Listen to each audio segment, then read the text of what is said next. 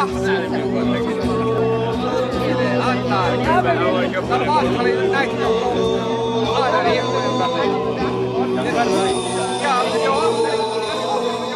med det ønsker jeg en fantastisk Marco Menno. Sametingets institusjonsmelding fra 2008 satte en del premisser for våre planer, våre tanker om et samisk kultursenter. Vi har oppfylt så å si alle de forutsetningene som Sametinget satte for at vi kunne da få lov til å starte den viktige prosessen mot sluttføringen av et samisk kulturhus. Selvsagt skulle jeg, når jeg har ministeren og statsråden her, og be om noen penger.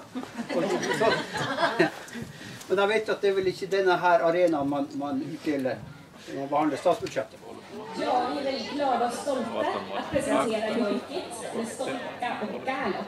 Just ajan, että se on puhuttu koeutukeinas ja riiftakista, det var mankasta täppä ärvilikki, se on taas sähtäle.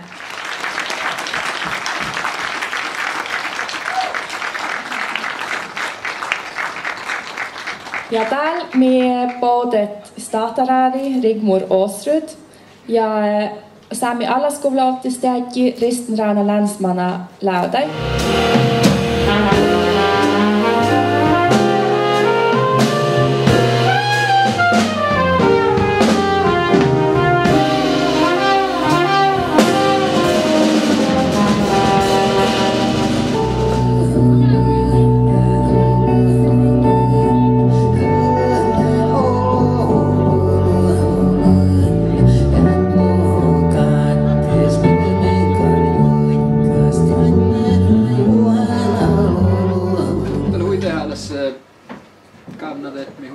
Festivaal huitehaalas sihke puosaamiite muhtulu huitehaalas minne saami musiikkarittani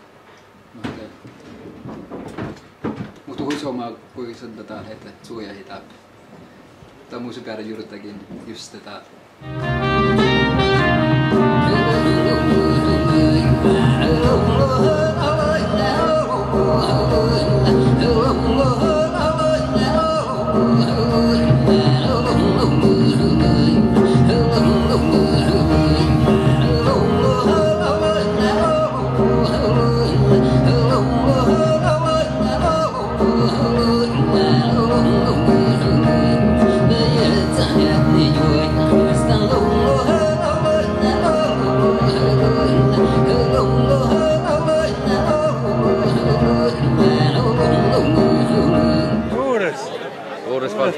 Jaa. Sama ajas.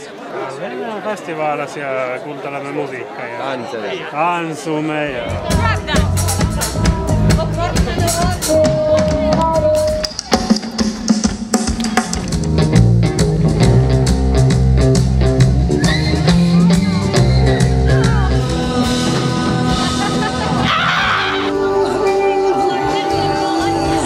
Marco Menno är det bästa som har skett Sápmi.